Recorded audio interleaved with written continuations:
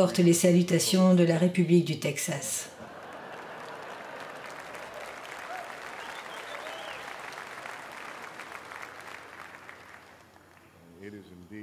Et c'est vraiment un honneur et un privilège pour moi d'être ici ce soir.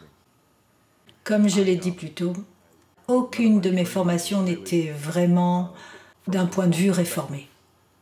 On m'a demandé, encore plus tôt aujourd'hui, comment j'en suis venu à comprendre la foi réformée, ou une compréhension réformée de la vérité biblique. C'est vraiment quelque chose que je viens de réaliser.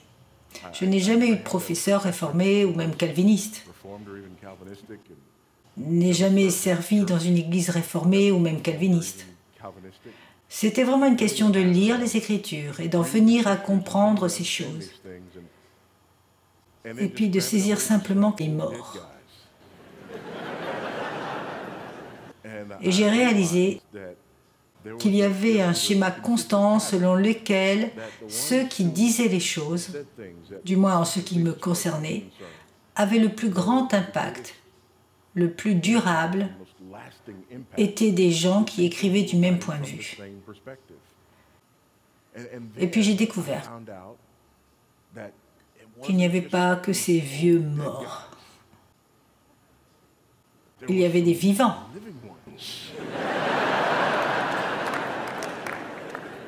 Comme ce gars à R.C. Sproul, que j'ai commencé à écouter et qui m'a aidé et m'a servi à une époque où je n'étais pas près d'une église réformée, n'importe où près de la formation réformée.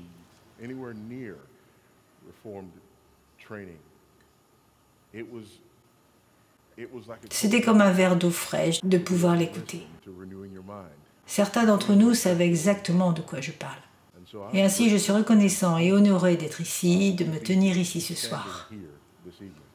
Reconnaissant et honoré de pouvoir m'asseoir sur le panneau avec ces messieurs.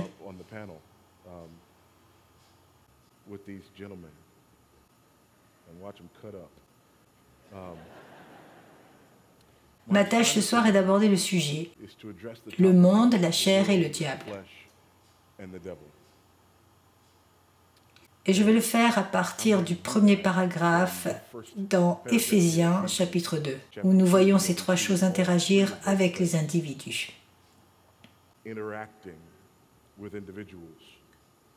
Pendant que nous faisons cela et pendant que je regarde cela, je me souviens d'une conversation que j'ai eue il y a quelques semaines. Je dirigeais un groupe en Israël et j'ai rencontré un guide israélien. Il n'était pas notre guide. Mais j'ai rencontré un guide israélien. Notre guide était un croyant. Et bien que nous ne voyions pas les choses exactement de la même manière, il était un frère dans le Seigneur. C'était un juif laïque qui était plus précisément dans une sorte de nouvel âge, beaucoup plus qu'autre chose. Et alors que nous commencions à parler, il s'est rendu compte que je comprenais quelque chose au sujet du judaïsme. Et je comprenais quelque chose au sujet de l'Ancien Testament. Et il a dit, vous savez, il y a juste quelque chose que quelqu'un va devoir m'expliquer. Toute cette affaire de la Trinité. Et ainsi nous sommes restés assis là, je ne sais pas, pendant les 15 minutes qui ont suivi, parlant simplement de la doctrine de la Trinité. Et après un moment, il a juste secoué la tête et a souri très fort. Et m'a dit à quel point il appréciait cela. Parce qu'il avait parlé à de nombreux chrétiens et été impliqué dans de nombreux groupes chrétiens. Et le plus qu'il ait jamais obtenu quand il a dit « quelqu'un va devoir m'expliquer cette histoire de la Trinité », c'était « eh bien, vous devez simplement y croire ». C'est un peu là où nous en arrivons. Et c'est malheureux parce que non seulement nous n'essayons même pas de saisir ou de comprendre ou d'expliquer la doctrine de la Trinité, mais nous ne pensons même pas en termes trinitaires. Et parce que nous ne pensons pas en termes trinitaires, notre foi devient en quelque sorte déséquilibrée. Et donc nous serons soit ceux qui mettent l'accent sur une personne de la Trinité ou une autre, et ne comprennent pas la nature interdépendante des personnes de la Trinité. L'unité de la divinité, la beauté de l'unité de la divinité et la richesse qu'elle apporte à notre compréhension de notre foi. Eh bien, en réfléchissant à cette question du monde, de la chair et du diable, j'ai réalisé que tout comme nous avons tendance à être déséquilibrés en ce qui concerne la nature trinitaire de notre foi, nous avons également tendance à être déséquilibrés en termes de notre compréhension de ces trois influences. Certains d'entre nous considèrent le monde comme le seul problème ou le principal problème. Et à la suite de cela, nous pensons que notre plus grand besoin est en quelque sorte de nous éloigner du monde. Nous avons ce genre de mentalité amish. Si nous ne touchons pas aux choses du monde, si nous ne portons pas de vêtements comme le monde, et ne conduisons pas les voitures comme le monde, et n'utilisons pas les appareils du monde, cela nous protégera d'une manière ou d'une autre, et alors nous resterons avec la chair et le diable.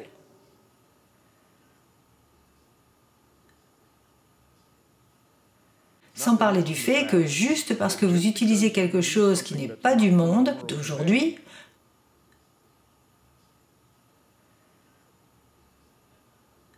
combien d'entre vous réalisent que ce que vous utilisez du monde d'hier était toujours du monde?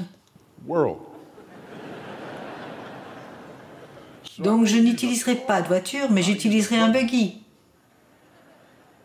Parce qu'à l'époque du buggy, je n'étais pas dans le monde.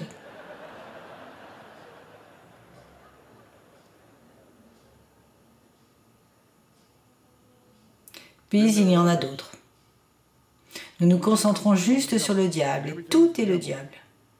Théologie de Phil Wilson. Le diable me l'a fait faire.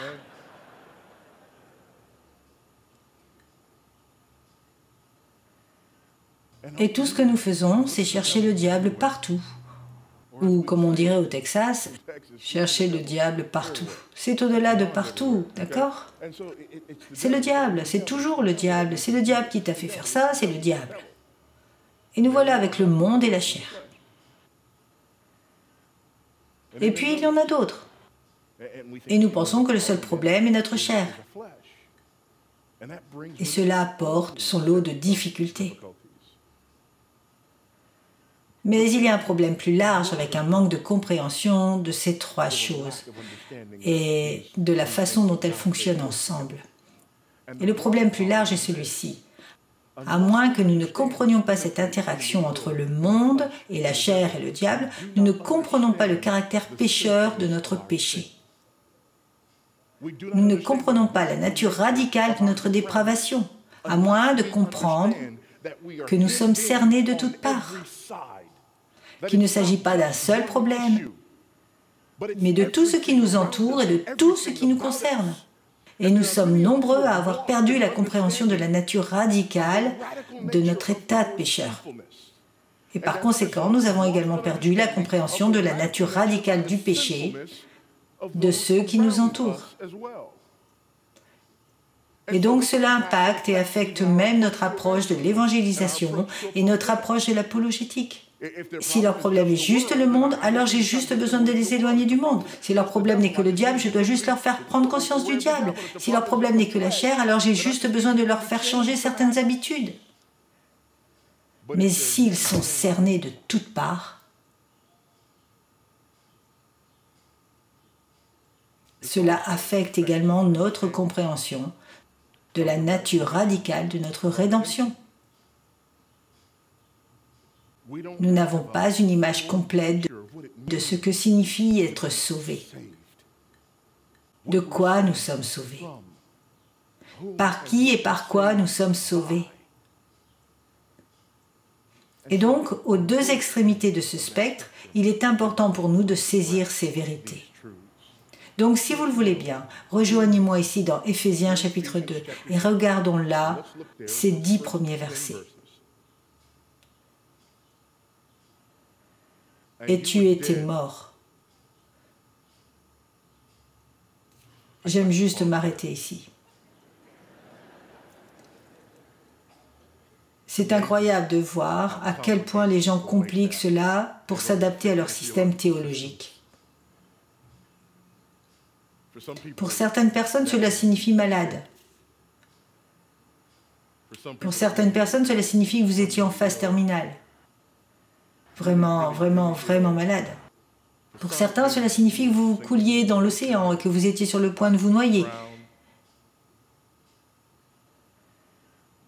Mais ma Bible dit que vous étiez mort.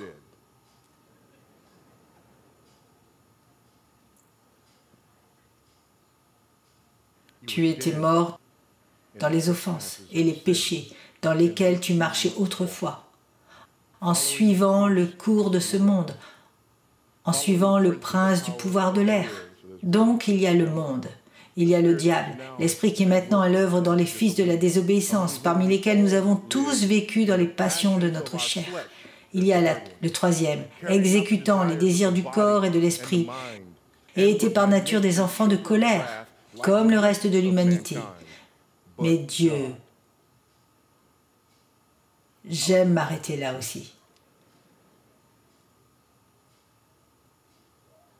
Étant riche en miséricorde, à cause du grand amour dont il nous a aimés, même lorsque nous étions morts dans nos offenses, nous a fait revivre avec le Christ par grâce. Vous avez été sauvés et nous sommes ressuscités avec lui. Et il nous a fait asseoir avec lui dans les lieux célestes, en Jésus-Christ, afin que dans les siècles à venir, il puisse montrer les richesses incommensurables de sa grâce en bonté envers nous en Jésus-Christ. Car c'est par la grâce que vous avez été sauvés, par la foi, et ce n'est pas de votre fait. C'est le don de Dieu, non à la suite d'œuvres, afin que personne ne se glorifie. Car nous sommes son ouvrage, créé en Jésus-Christ pour de bonnes œuvres que Dieu a préparées d'avance pour nous, pour que nous les pratiquions. Amen. Alléluia. Louez le Seigneur. C'est un de ces passages que vous pouvez simplement lire et vous asseoir. Mais je ne le ferai pas.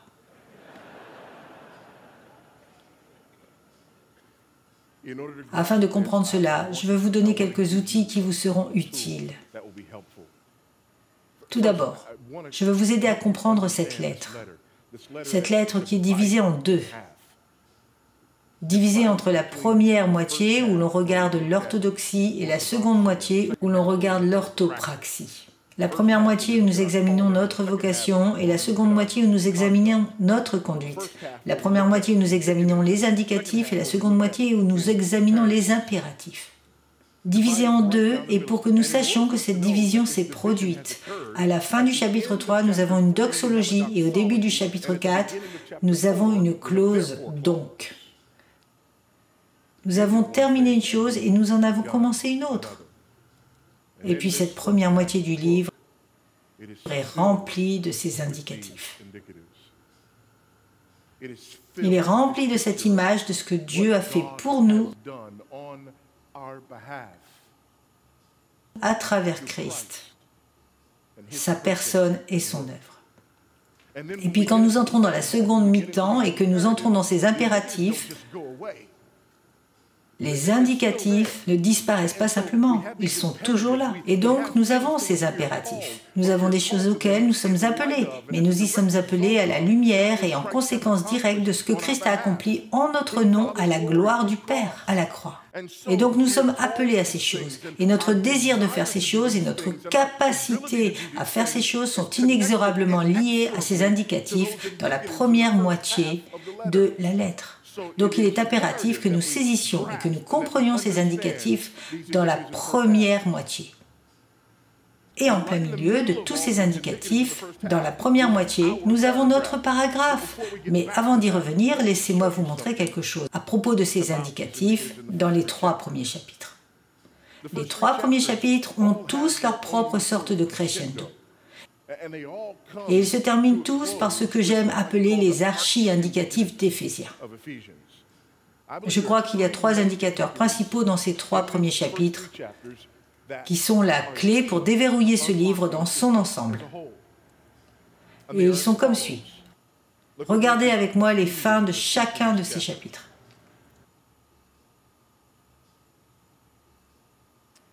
Regardez à la fin du chapitre 1. Commençons au verset 22. Et il a tout mis sous ses pieds et l'a donné comme chef sur toute chose à l'Église, qui est son corps, la plénitude de celui qui remplit tout en tous.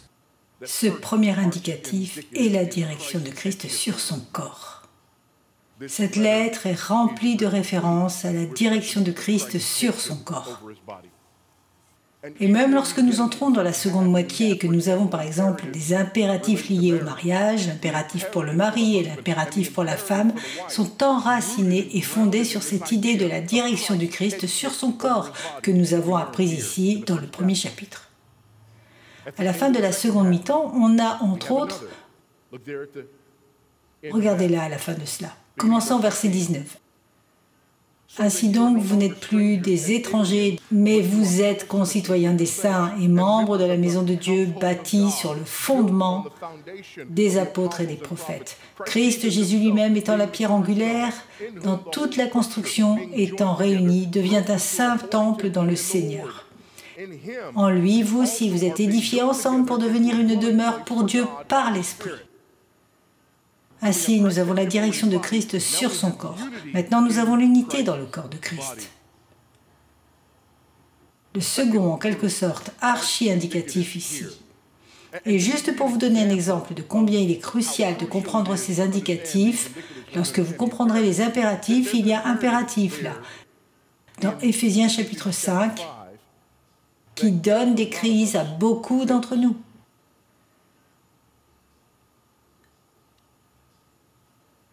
Et c'est au verset 30.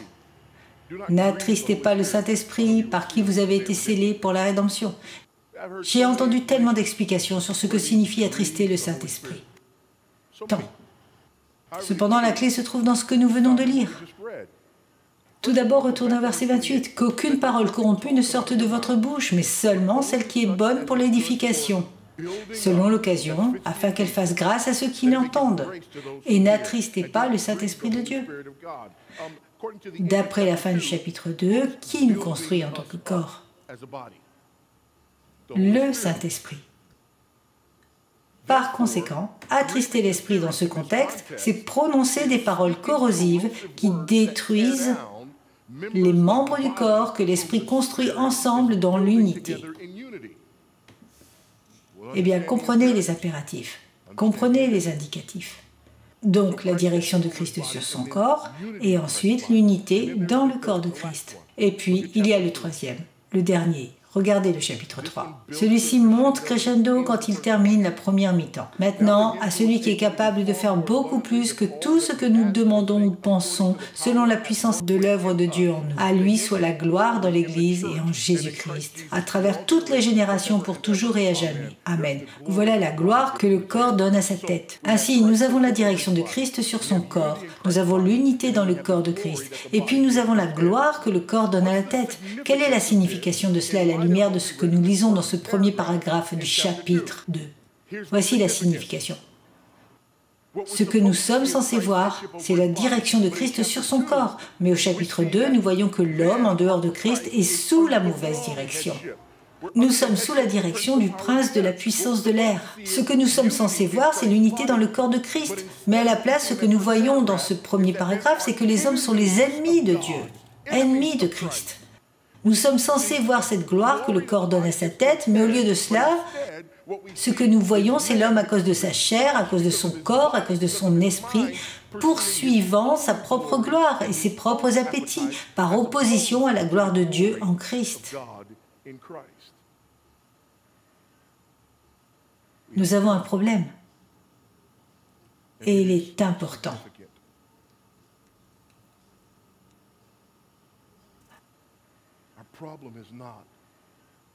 Notre problème n'est pas que nous sommes simplement élevés dans le mauvais sens. Notre problème n'est pas que nous n'avons pas vu suffisamment d'exemples. Notre problème n'est pas que nous n'avons pas suffisamment essayé. Notre problème est que nous sommes cernés de toutes parts. Et à cause de cela, nos désirs sont faussés. Écoutez ceci de Luther. Un homme sans l'Esprit de Dieu ne fait pas le mal contre sa volonté sous la pression, comme s'il était pris par la peau du cou et entraîné comme un voleur, entraîné contre sa volonté vers le châtiment. Mais il le fait spontanément et volontairement. Et cette volonté volontaire est quelque chose qu'il ne peut, par sa propre force, éliminer, restreindre ou modifier. Il continue à vouloir et à désirer faire le mal, et si la pression extérieure l'oblige à agir autrement, néanmoins, sa volonté antérieure reste opposée à cela et s'irrite sous une telle contrainte et une telle opposition. C'est ce que nous sommes. C'est la nature radicale de notre dépravation.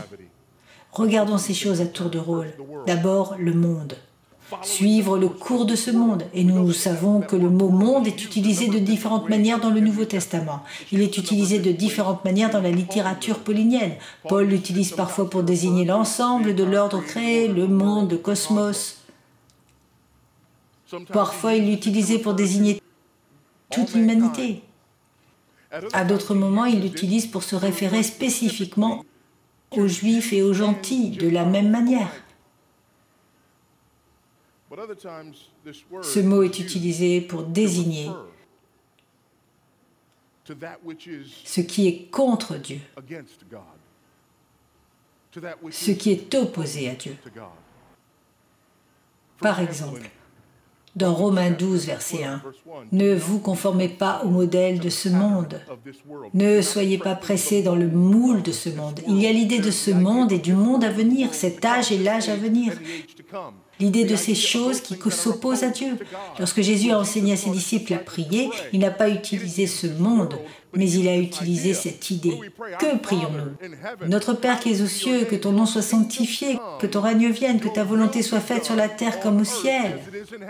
C'est ce qu'il nous appelle à prier. Pourquoi nous appelle-t-il à prier cela? Parce que ce monde est opposé à lui et opposé à sa volonté. C'est ce que nous devons comprendre. C'est très important à comprendre. C'est tout ce que nous devons savoir. C'est ce dans quoi nous sommes nés. C'est comme l'ancienne question d'Aristote, un poisson sait-il qu'il est mouillé? La réponse est, pas tant que vous ne l'avez pas sorti de l'eau.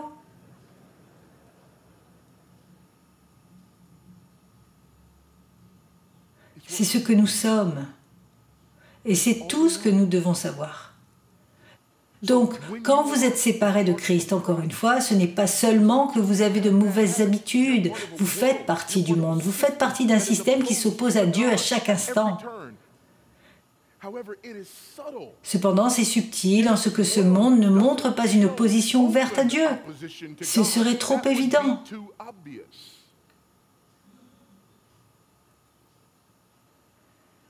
Au lieu de cela, il y a ces ajustements subtils ici et là. C'est comme l'air que nous respirons. C'est comme la matrice.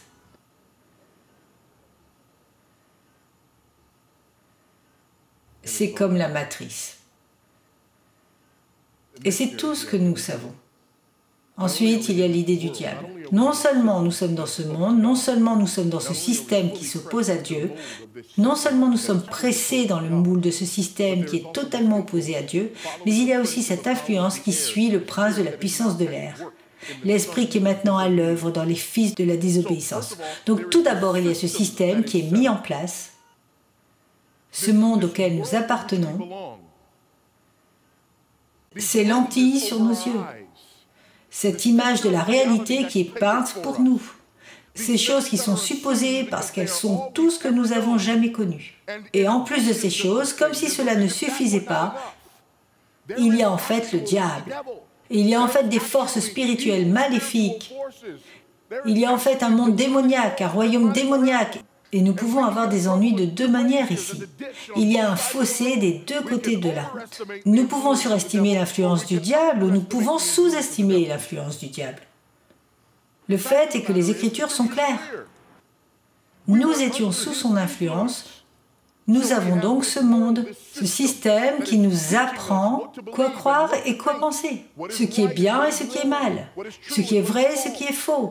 Et puis nous avons la réalité spirituelle du diable lui-même, cette réalité spirituelle des forces démoniaques, cette réalité spirituelle qui nous influence et qui travaille activement contre nous. Cela travaille activement pour nous garder aveugles, Travailler activement pour nous satisfaire du monde et ne pas être conscient ou désirer autre chose que cela.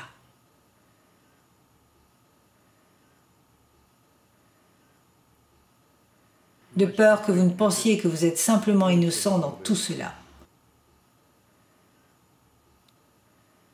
Parmi lesquels nous avons tous vécu autrefois, dans les passions de notre chair, exécutant les désirs du corps et de l'esprit, et étions par nature des enfants de colère, comme toute l'humanité. Il y a deux choses importantes ici.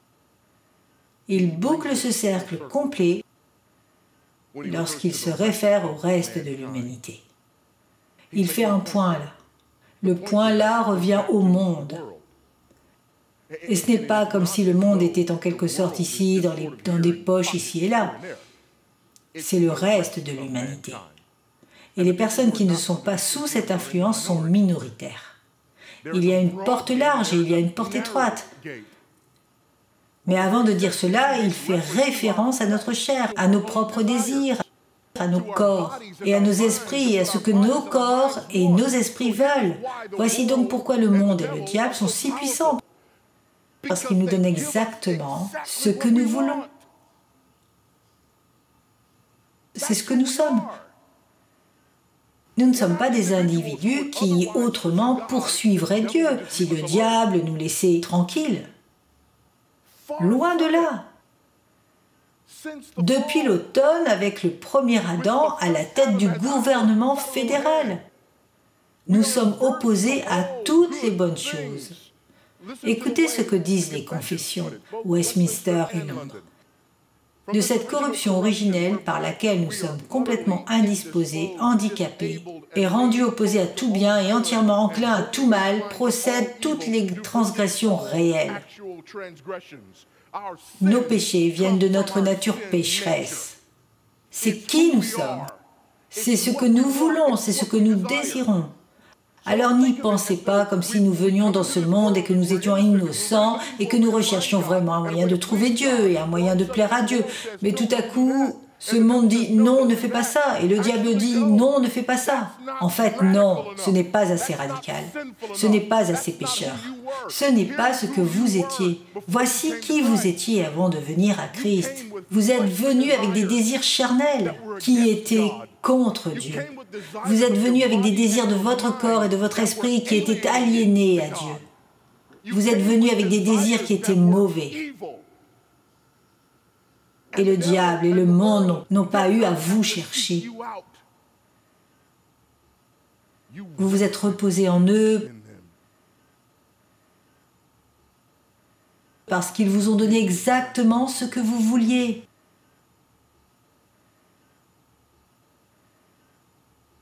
Le diable connaît votre nom et vous connaissez sa voix. Vous étiez convaincu qu'il vous aimait autant que vous l'aimiez. Le monde est un endroit confortable pour vous. C'était tout ce que vous vouliez. Et c'est parce que votre nature même en avait envie. C'est pourquoi la doctrine du péché originel est si importante. Si nous ne comprenons pas la doctrine du péché originel, alors nous ne comprenons pas cela. Nous ne comprenons pas le caractère pécheur de notre péché parce que d'une manière ou d'une autre, nous pensons que nous sommes innocents et notre environnement nous a tout simplement fait mal tourner. Rien ne pourrait être plus éloigné de la vérité. Les gens qui ne croient pas au péché originel n'ont pas d'enfants. Amen. Je l'ai déjà dit et je le redis. Ce n'est pas un petit ange. C'est une vipère dans une couche.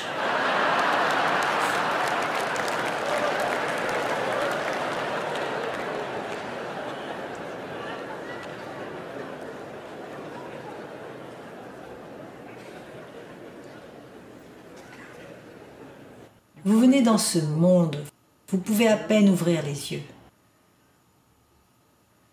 Pendant des mois, vous pouvez à peine tenir la tête droite.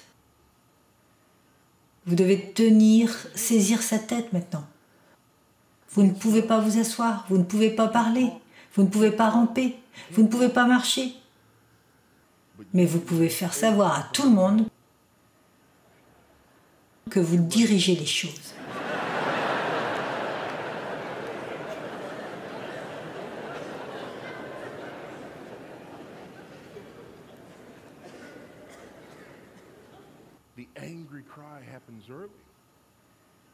Le cri exigeant arrive tôt. Le raidissement du corps, ça arrive tôt.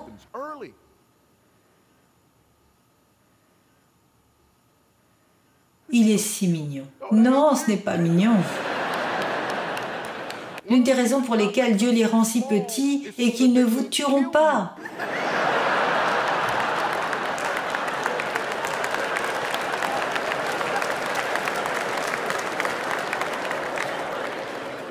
L'une des raisons pour lesquelles il les rend si mignons, c'est pour que vous ne les tuiez pas.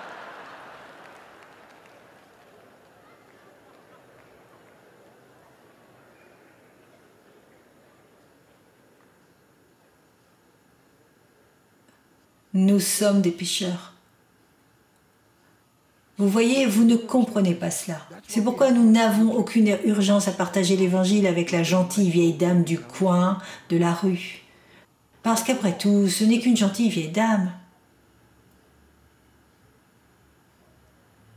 Nous ne comprenons pas cela. C'est pourquoi nous nous levons aux funérailles et disons que les gens qui n'ont jamais voulu être avec Dieu sur cette terre sont dans un meilleur endroit pour passer l'éternité avec celui avec qui ils ne voulaient pas être ici.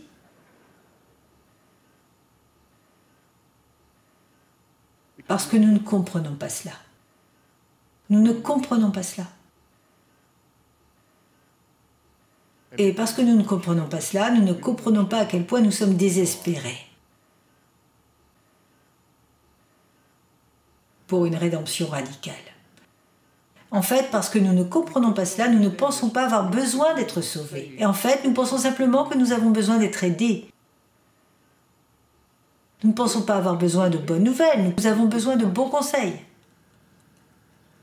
Nous n'avons pas besoin de l'Évangile.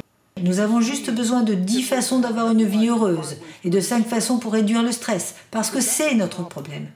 Nous ne croyons pas cela et c'est pourquoi nous entendons les prédicateurs le dire tout le temps. Il y a un gars dans mon chemin. Joël souriant dit, les pécheurs n'ont pas besoin qu'on leur dise qu'ils sont pécheurs, ils savent qu'ils sont des pécheurs. Non, ils ne le savent pas. Ils ne le savent pas. Ils regardent les gars ou aux infos qui a piraté quelqu'un et ils disent c'est un pécheur, pas moi. Ils ne pêchent pas. Ils font des erreurs. Vous péchez, mais ils ne le font pas. Ils font de mauvais choix. Ils ont de mauvaises habitudes, mais ce ne sont pas des pécheurs. Ce ne sont pas des individus qui poursuivent leurs propres désirs charnels aux dépens de tout le monde et de quoi que ce soit d'autre, à moins qu'ils ne puissent être aidés dans leurs désirs charnels. Ce ne sont pas des pécheurs qui sont sous l'influence de ce monde, parce que ce monde leur donne exactement ce qu'ils veulent, ce qui n'est pas Dieu. Ce ne sont pas des pécheurs qui sont sous l'influence du prince de la puissance de l'air, parce qu'ils aiment le prince de la puissance de l'air. Ce sont juste des gens qui font parfois des erreurs. Mais la Bible dit qu'ils sont des enfants de colère.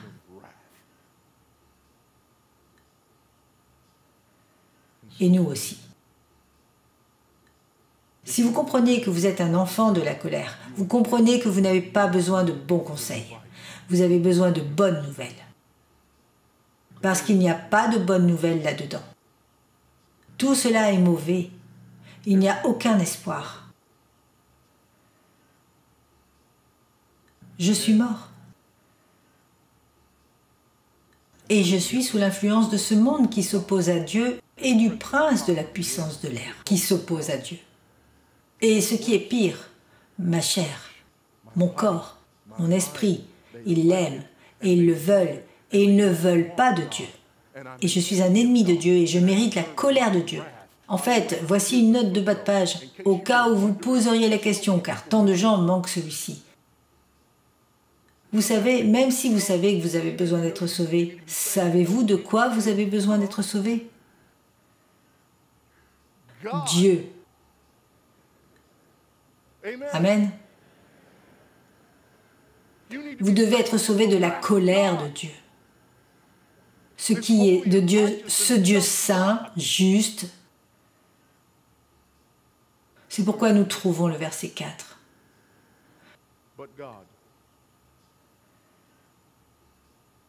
Mais Dieu étant riche en miséricorde, à cause du grand amour dont il nous a aimés, même lorsque nous étions morts par nos fautes, nous a fait revivre avec Christ. Par grâce, vous êtes sauvés. Il n'y a pas de place là-bas. Il n'y a rien que Dieu ait vu en vous.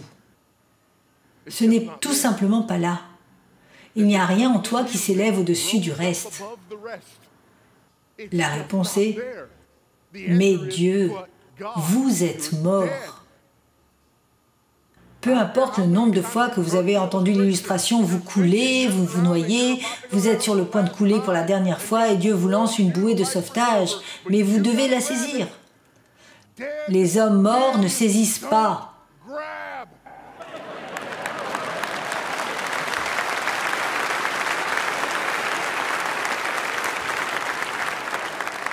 Vous êtes un cadavre en décomposition.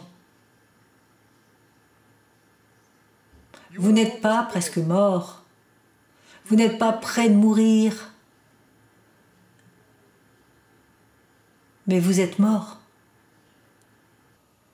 Ce qui signifie que le seul espoir est la grâce de Dieu. Mais regardez ce qui se passe. Vous êtes mort et maintenant vous recevez la vie.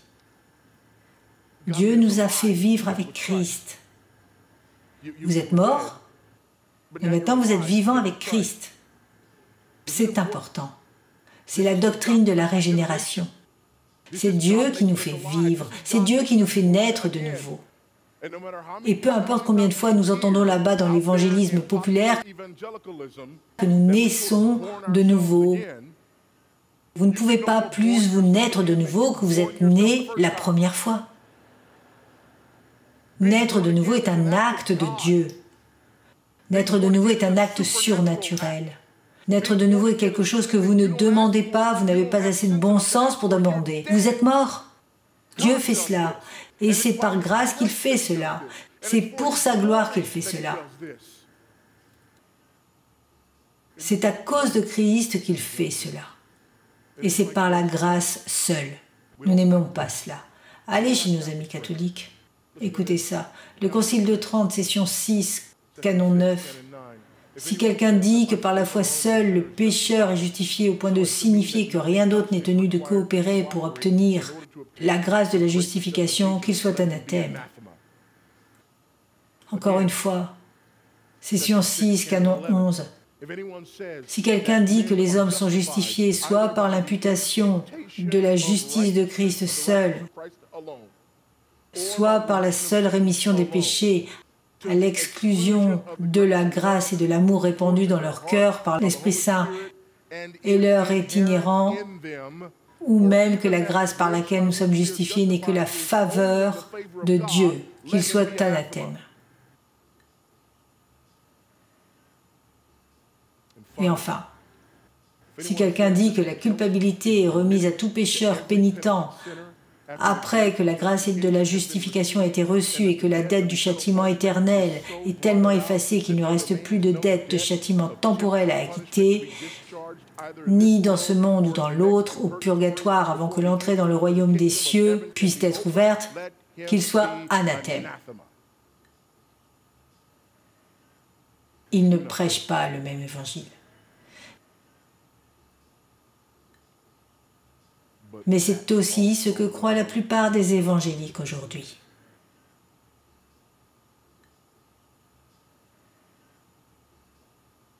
Et nous le croyons parce que nous ne le faisons pas. Comprendre la nature radicale de notre dépravation. Nous ne comprenons pas que nous sommes cernés de tous côtés. Nous ne comprenons pas que notre nature est opposée à Dieu. Nous ne comprenons pas que le monde et le diable s'associent à nous alors que nous les poursuivons volontairement par opposition à Dieu. Nous ne comprenons pas cela. Nous pensons que d'une manière ou d'une autre, nous avons juste besoin d'un peu d'aide.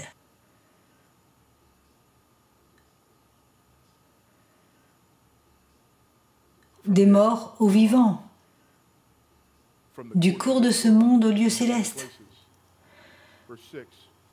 Nous montons avec lui et nous fait asseoir avec lui dans les lieux célestes, en Jésus-Christ. Ceci est important tout au long d'Éphésiens. Au chapitre 1, verset 3, « Béni soit le Dieu et Père de notre Seigneur Jésus-Christ, qui nous a bénis en Christ de toute bénédiction spirituelle dans les lieux célestes. » Versets 20 à 21, « Il l'a ressuscité d'entre les morts et l'a fait asseoir à droite dans les lieux célestes, bien au-dessus de toute domination, de toute autorité, de toute puissance et de toute domination, et de tout nom qui est nommé. » Chapitre 3, verset 10, « Afin que par l'intermédiaire de l'Église, la sagesse multiple de Dieu soit maintenant révélée aux dirigeants et aux autorités dans les lieux célestes. » Il nous a bénis dans les lieux célestes. Il nous a fait asseoir dans les lieux célestes. Christ gouverne et règne dans les lieux célestes. L'Église apporte la gloire et manifeste la gloire de Dieu dans les lieux célestes. Alors, qui d'entre nous pense qu'Éphésiens chapitre 6 au verset 12 est conçu pour nous faire craindre les lieux célestes? Car nous ne luttons pas contre la chair et le sang, mais contre les dirigeants, contre les autorités, contre les puissances cosmiques, sur les ténèbres présentes, contre les forces spirituelles du mal dans les lieux célestes. C'est intéressant. Nous luttons contre des forces spirituelles qui sont dans les lieux célestes. Quelqu'un d'autre est dans les lieux célestes. Christ. C'est là qu'il est. C'est là qu'il gouverne et règne. C'est là que nous sommes assis avec lui. C'est là que l'Église lui rend gloire.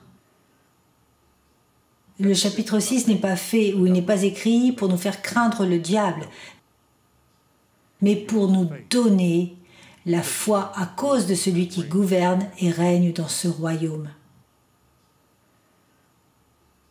De mort à vivant. Du cours de ce monde au lieu céleste. Du prince de la puissance de l'air au prince de la paix. Combien de fois avons-nous lu en Christ, avec Christ? Nous sommes en Christ. Nous sommes en lui et il est en nous. Non plus sous le règne du prince de la puissance de l'air, mais sous le règne du prince de la paix. De la satisfaction de notre propre désir à la gloire de Dieu. Regardez les versets 8 à 10. Car c'est par la grâce que vous avez été sauvés par la foi. Et cela ne vient pas de vous, c'est un don de Dieu, non le résultat d'œuvres, afin que personne ne se glorifie. Car nous sommes l'ouvrage de Dieu, créé en Jésus-Christ pour de bonnes œuvres, que Dieu a préparées d'avance pour que nous les pratiquions.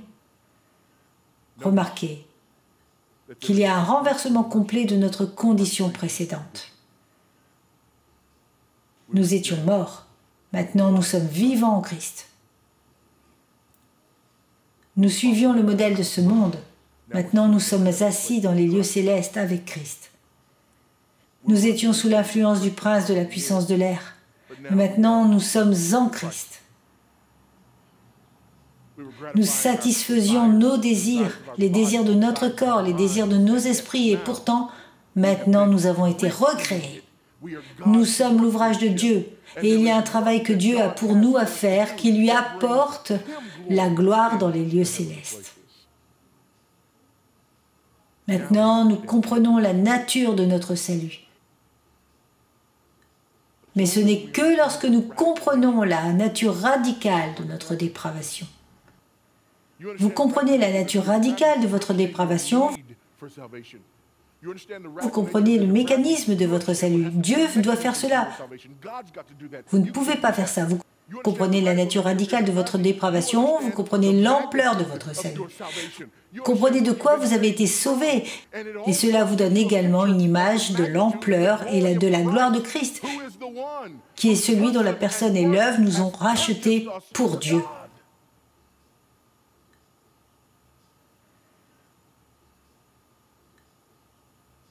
Et vous comprenez aussi la nécessité pour nous de prêcher l'Évangile. Les gens n'ont pas besoin de bons conseils. Ils ont besoin de bonnes nouvelles. Vous n'aviez pas besoin de bons conseils. Vous aviez besoin de bonnes nouvelles.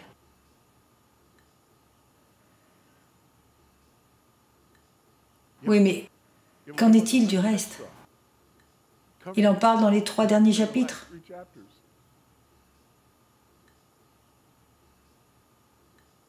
Nous obtenons cette application incroyablement pratique des vérités dans les 3 premiers chapitres,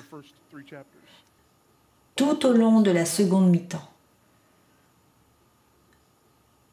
Et c'est pour que nous comprenions une chose: qu'en Christ, nous avons tout ce dont nous avons besoin. Et pourtant, au chapitre 6, nous revenons au triste célèbre passage du combat spirituel. Pourquoi? Ne manquez pas cela. J'étais mort et je vivais selon le modèle de ce monde. J'étais sous l'influence du prince de la puissance de l'air et j'adorais cela. Je l'aimais parce qu'il correspondait parfaitement à ce que ma chair désirait, avec ce que mon corps désirait, avec ce que mon esprit désirait. C'était tout ce que je savais. J'étais complètement absorbé par cela. En fait, quand j'ai entendu parler du christianisme, l'une des réponses au christianisme, et c'est nous tous, comment les gens réagissent-ils au christianisme? Vous entendez parler du christianisme et vous vous irritez contre l'idée de règles. Vous vous irritez contre l'idée que votre plaisir et votre liberté vous soient enlevés. Mais pourquoi pensez-vous que nous faisons cela? Parce que c'est ce que vous dit le monde et le prince de la puissance de l'air. Le prince du pouvoir de l'air dit « Hey, ta chair est vraiment satisfaite en ce moment ». En fait, ce n'est pas le cas. C'est pourquoi vous devez continuer à poursuivre de plus en plus, mais c'est un tout autre sermon. Mais votre chair est satisfaite en ce moment. Vous pouvez poursuivre ce que vous voulez, et quand vous le voulez, comme vous le voulez. Ce truc là-bas, ils disent que vous ne pouvez plus l'avoir. Vous ne voulez pas ça. Votre chair va « Ouais, c'est mauvais ». Mais Dieu, étant riche en miséricorde, à cause du grand amour dont il nous a aimés, il ouvre nos yeux, et nous voyons. Et nous voyons le monde, et nous voyons le diable. Nous reconnaissons le fait que nous sommes ennemis de Dieu et objets de sa colère, et il nous sauve. Et c'est glorieux, et nous sommes reconnaissants, et c'est encore tout ce que nous savons.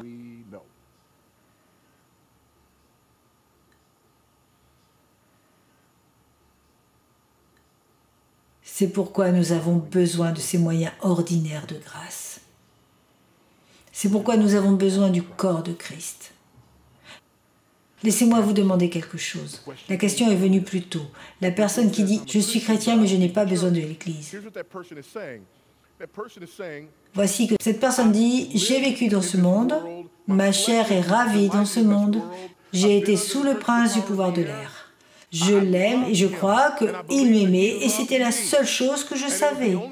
Et je l'ai poursuivi avec chaque fibre de mon être. Maintenant, mes yeux se sont ouverts et je vois cela. Et je suis sauvé et je suis reconnaissant. Mais je vais bien rester ici parmi le reste de ceux qui sont des objets de colère.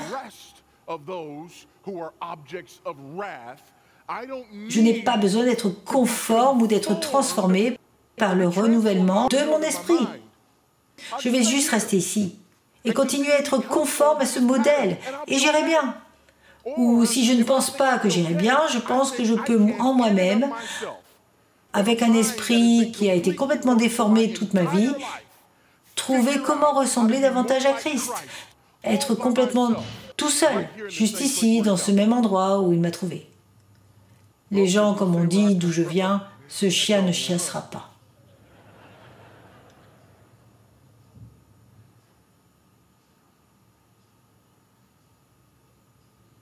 C'est pourquoi nous avons désespérément besoin des moyens ordinaires de la grâce. C'est pourquoi nous devons lire les Écritures. Vous ne savez pas ce que vous ne savez pas. Vous ne savez pas à quel point vous êtes foiré. Ce n'est vraiment pas le cas. Et j'ai des gens qui me demandent parfois, tu sais, toi, la façon dont tu as grandi, où tu as grandi, et ce que tu as vécu, et ce que tu as traversé, tu t'es bien passé. Tu sais quoi? Tout d'abord, je ne vais pas bien. Deuxièmement, si tu penses que je le suis, c'est parce que tu ne vas pas bien.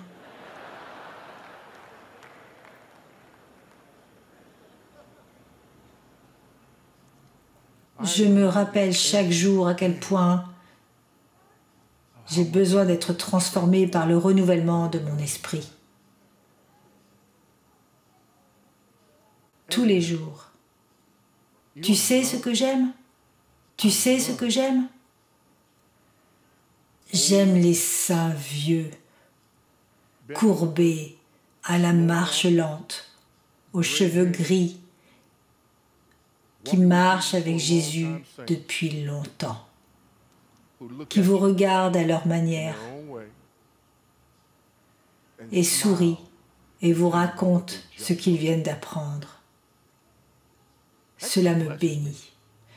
Je regarde une personne qui a 80, 85 ans, 90 ans et qui est encore en train d'apprendre. Dieu leur ouvre encore sa vérité. Et je regarde de ce côté-ci et je dis, vous rendez-vous compte de tout ce qu'il y a encore à gagner? Ce qui veut dire que je n'en suis pas là.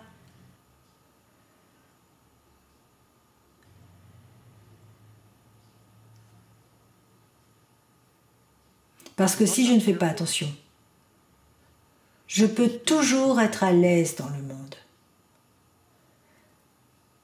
Si je ne fais pas attention, je peux toujours courir et satisfaire ma chair. Si je ne fais pas attention, je peux toujours avoir une oreille attentive au prince du pouvoir de l'air. Si je ne suis pas vigilant,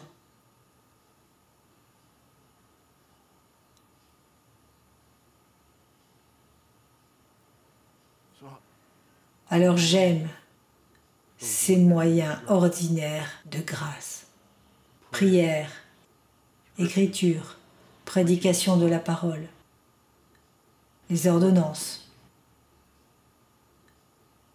la communion des saints, chanter ces grands chants de la foi et les faire résonner dans mes oreilles et me rappeler encore et encore et encore ces choses que je suis si susceptible d'oublier.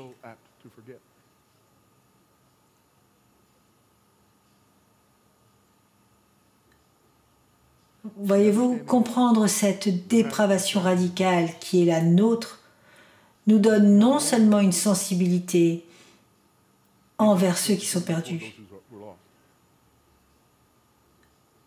nous aide non seulement à comprendre l'ampleur de notre salut,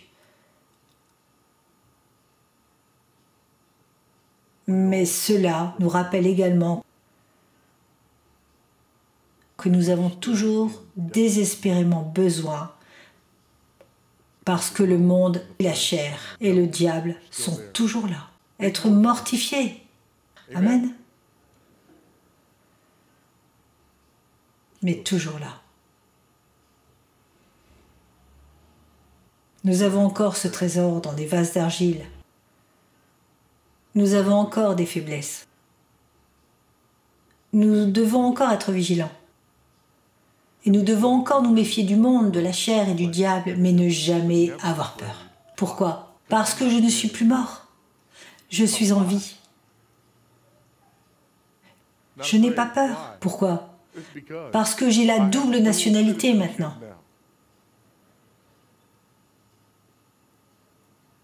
Je n'ai pas peur. Pourquoi? Parce que j'appartiens au prince de la paix et non au prince de la puissance de l'air. Je n'ai pas peur. Pourquoi?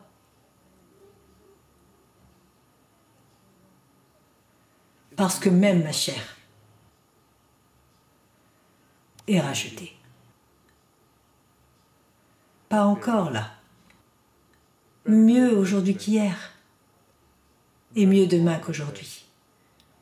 Par la grâce de Dieu et avec son aide. Prions.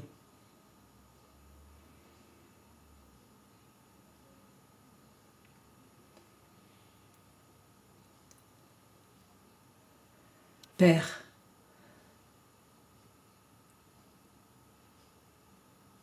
Nous te confessons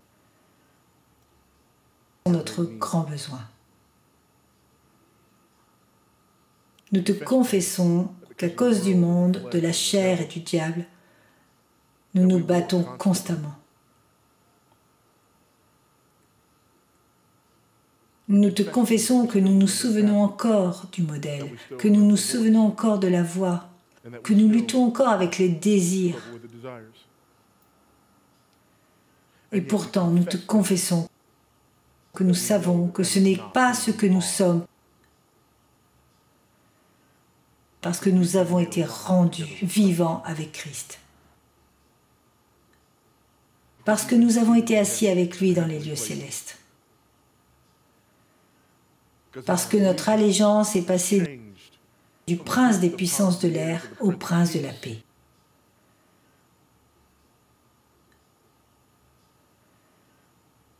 Et parce que nos corps sont maintenant des temples du Saint-Esprit.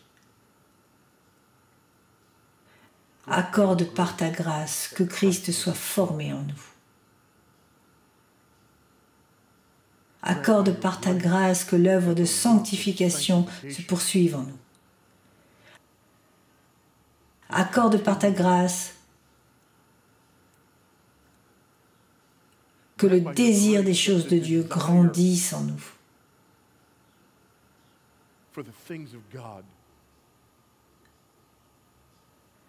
Accorde par ta grâce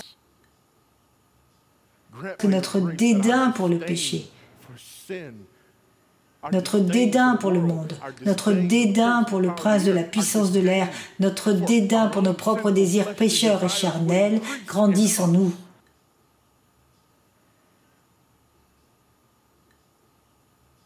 Que notre péché soit mortifié et que Christ soit glorifié.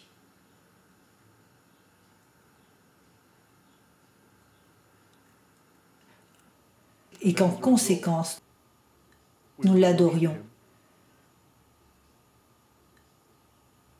Et qu'en conséquence, nous parlions de lui. Car comment osons-nous être libérés d'une condition aussi terrible et laisser les autres s'y attarder? C'est notre prière. C'est le désir ardent de nos âmes. Et nous le demandons parce que nous croyons que c'est en accord avec la volonté, la nature et l'autorité de Jésus, qui est le Christ, notre Seigneur et Maître, Sauveur, Rédempteur et Ami. Amen.